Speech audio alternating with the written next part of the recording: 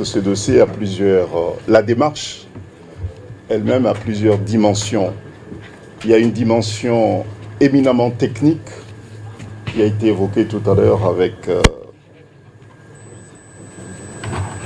rigueur par mon confrère.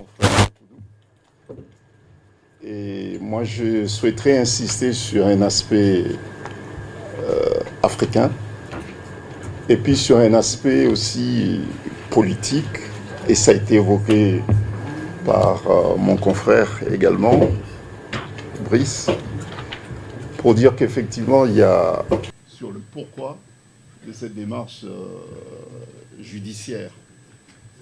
Bon, ça a été dit avec clarté, et je me dois aussi insister, puisque c'était le sujet, le point principal, de rétablir l'éligibilité de M.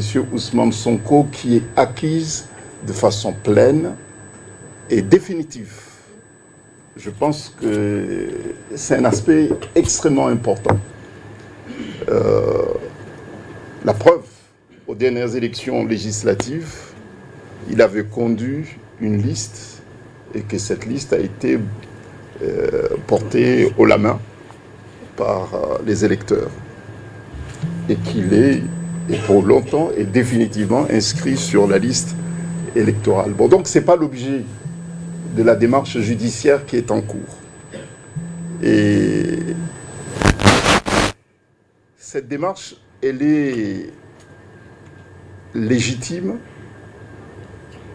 Ce recours en révision, il est légitime.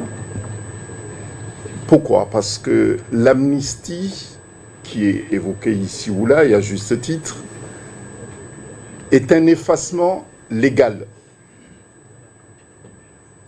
Voilà, un effacement légal. Et par souci d'apaisement politique. Et ça, tout le monde le sait, que l'amnistie la loi a été votée parce qu'il y avait une nécessité d'un apaisement politique. Mais en revanche, l'amnistie ne dit rien sur l'innocence.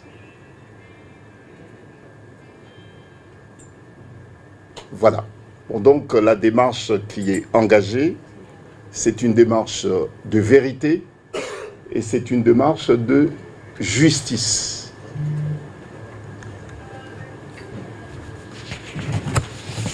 Et il a été évoqué tout à l'heure qu'il y a eu des préjudices politiques, mais pas que politiques. Il y a eu des préjudices également démocratiques. Il y a eu une anomalie démocratique. Donc il y a une nécessité absolue à ce que la dignité de notre client, M. Ousmane Sonko, sa dignité soit pleinement rétablie. Et ça, c'est prévu par le texte.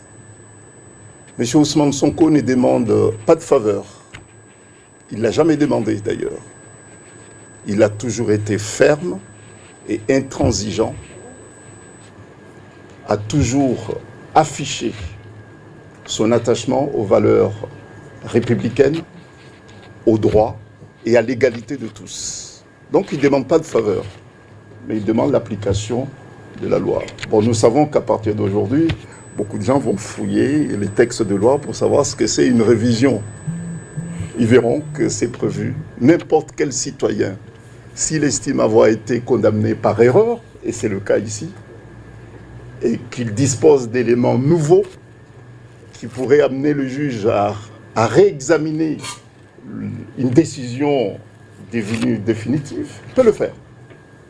Ce qui est ouvert à tous les citoyens sénégalais, l'est aussi pour M. Ousmane Sonko. Bon, donc, c'est quand même important puisque c'est toujours facile de dire que, écoutez, il est Premier ministre aujourd'hui et qu'il demande la révision de son procès, donc il l'aura à 100%. Mais non, ce n'est pas le cas. Ce n'est pas le cas. La justice se prononcera au regard des textes en vigueur et puis au fait qui lui sera soumis. Bon, donc, je parlais tout à l'heure aussi d'un témoignage africain, et c'est important de le souligner. Si je suis ici aujourd'hui, c'est parce qu'il y a eu une mobilisation internationale, mais une mobilisation africaine en faveur du droit, en faveur des libertés, en faveur de la démocratie.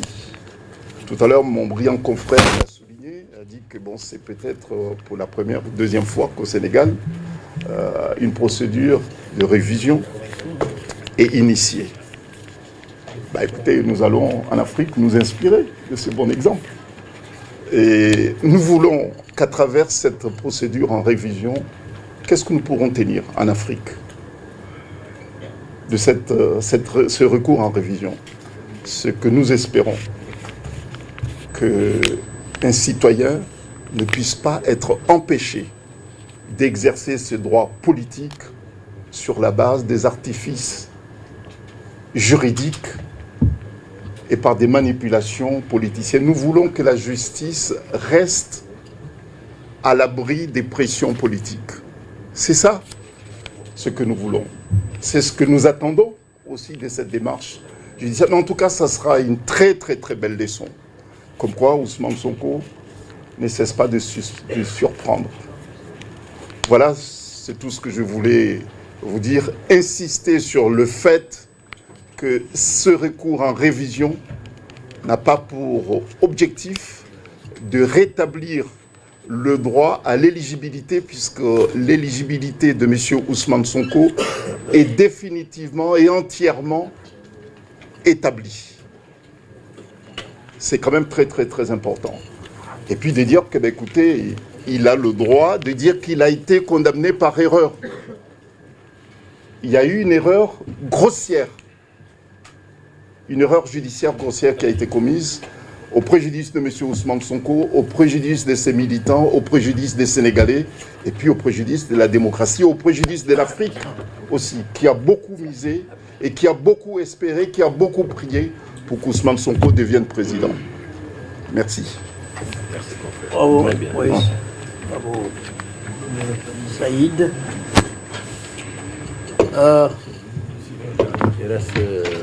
Il y a Abdi qui voudrait peut-être apporter une précision en Wolof. Et après, on va donner la parole à Maître Ciré Clédor.